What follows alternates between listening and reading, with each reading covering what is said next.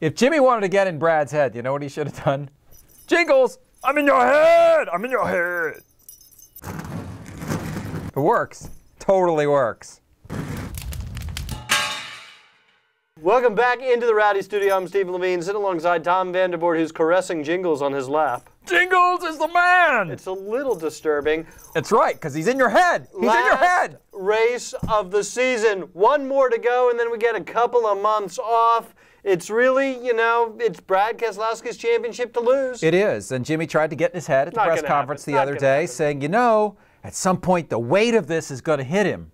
The weight is going to hit him, and I think it will hit him, but I think he'll handle it just fine. Here's the only thing. About Brad Keselowski. I'm really not worried about him. Here's the only maybe silver lining here for Jimmy. Brad's raced here 4 times.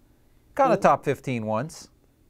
Yeah, but we all know it doesn't matter because he's outperforming his career averages everywhere. I mean, I think Keselowski is going to finish in the top 15 and going to win his championship unless something weird happens. And I think something weird happening is probably a 5 to 6%. Here's the other thing. It's not a 1%. When Brad Keselowski does win the championship, and I think he will, it will be Roger Penske's first ever NASCAR Sprint Cup champion. Didn't do it with Rusty Wallace, didn't do it with Kurt Busch, didn't do it with Ryan Newman, but Brad Keselowski, in just his 3rd year full-time in the Sprint Cup Series, is going to get the captain his first ever championship? I think it's a great story, and it's a great story in part because of what Brad had to overcome to get here. I mean, we know about the family bankruptcy and all that, trying to stay racing, and Brad talked about that, and also how he had to struggle to get his shot. And then when he started out at Penske, how poorly he started out his career at Penske Racing, with basically didn't show up in the top 10 till like 34, 35 races into his career with Penske Racing. So it's been a remarkable recovery. It has been a remarkable recovery. It'll also, of course, be Dodge's last race, at least for the foreseeable future, in NASCAR's top-tier series. Well, in any of their 3 National Touring Series. What a way to go out. Nice way to go out for Dodge, and you do it all by beating Jimmy Johnson. I know he had a problem at Phoenix, but it wasn't necessarily a luck problem. He may have been pushing it a little too hard to try to catch up to Brad Keselowski. I think he was a little if heavy anybody on the cracked brake. in this deal, if anybody cracked, at least up to now, and I'm not saying he did, Jimmy, I'm not saying you did. Jimmy was a little hard on the brake. I don't think that's very possible. You know, and I think that's why he melted a bead and why he had those issues. I think to a certain extent they were of his own making. Or his team's making. The car was too tight, etc. Let's talk about the racetrack. Homestead, Miami, mile-and-a-half downforce track.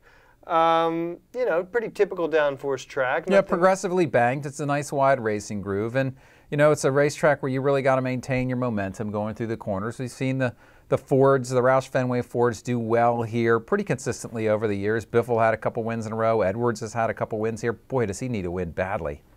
Badly. Well, but Edwards is going to be with Jimmy Fennig next year. I think that's a really good pairing. But you're right, this year it would be nice to go out with a win. Greg Biffle did win 3 in a row, but since that time has failed to record a single-digit finish and only 1 top 10. Really not a bad track for Denny Hamlin either. So you know who else is good here? Martin Truex Jr. is very good at this track. 5 top 10s in 7 starts, a handful of, I think, 2 top 5s sprinkled in there as well. Not that I think Martin Truex Jr. is going to go out and win this race, but it's a good track for him, and he's having a career season. He's a guy who's had a pretty good season, a very good season, but hasn't gotten that win. No. And you'd sure love to see him get it. You sure would. I'm not sure that this is the track or Hard to really make a favorite here. Yeah, Jeff Gordon's very good here. Yeah, I don't necessarily think fisticuffs. I don't think Brad nor Jimmy is going to win this race. I don't think either one of them will win. I think Brad is going to play it somewhat conservatively, somewhat safe, and he'll come in with that top 15 to secure the championship. I don't see him pushing for the win, and I don't necessarily see Jimmy winning this race either, though he's certainly capable of it. I think you're right. It is hard to make a pick here. Sure would be nice to see Matt Kenseth go out with a win. Kenseth would be an interesting choice. Maybe I'll go with him. Okay, Matt Kenseth's going to win this race. I just brought him up. So I took him. You can't do that. You know why? Because I'm in your head! But then I'm not going to make a pick.